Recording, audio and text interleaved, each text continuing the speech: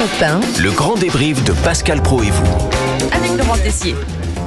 Monsieur Le Praud. grand débrief avec Monsieur Tessier. C'est le jour J pour le conclave. À partir de cet après-midi, 133 cardinaux électeurs se réuniront à huis clos dans la chapelle Sixtine pour élire dans le plus grand secret le successeur du pape François. Frédéric Michel, envoyé spécial d'Europe 1 au Vatican, était avec nous au début de l'émission. Il n'y a vraiment aucun contact extérieur, pas de télé, pas de journaux. Les cardinaux vont être coupés du monde pendant le temps qu'il faudra. Ils, par contre, partageront les repas ensemble. Qui pour succéder au pape François, un cardinal français a-t-il ses chances? On pense à l'archevêque de Marseille, Jean-Marc Aveline, et nous avons posé la question à notre camarade Aymeric Pourbet qui présente l'émission Enquête d'Esprit sur CNews Europe 1. Si on en croit la presse italienne, qui est toujours très intéressante à suivre, même si parfois effectivement elle s'emballe.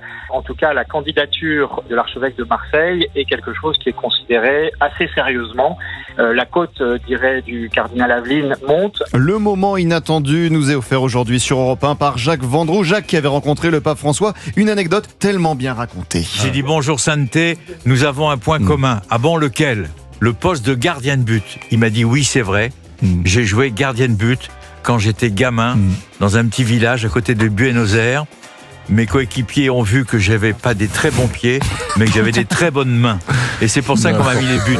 Je vous donne ma parole d'honneur. Vous inventez. Je vous donne ma... Écoutez, Pascal, moi je veux bien tout ce qu'on veut dans la vie. Il va être l'heure de retrouver Céline Géraud. Il est temps pour nous d'entendre. Extra omnes.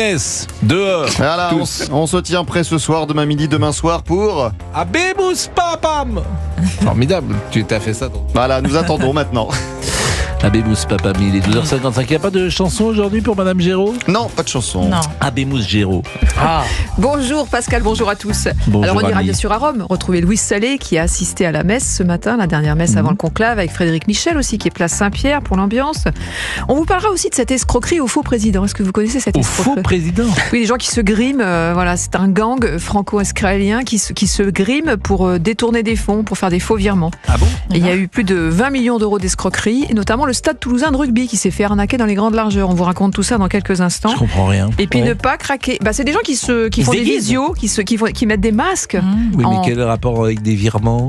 Bah, ils demandent à des entreprises de faire des virements. Usurpation d'identité, en c'est ça? prenant Ils une sont usurpation Et d'identité. ils se font passer pour Pour des Emmanuel présidents Macron. d'entreprise Oh là là. et des gens Je vais faire influents. un masque de Pascal Praud, moi. Avec des masques particulièrement bien faits. Vous savez, comme dans ces films, voilà, où on voit, vous vous souvenez, avec Louis de Funès, comment ça s'appelait? Fantomas. Fantomas. Voilà.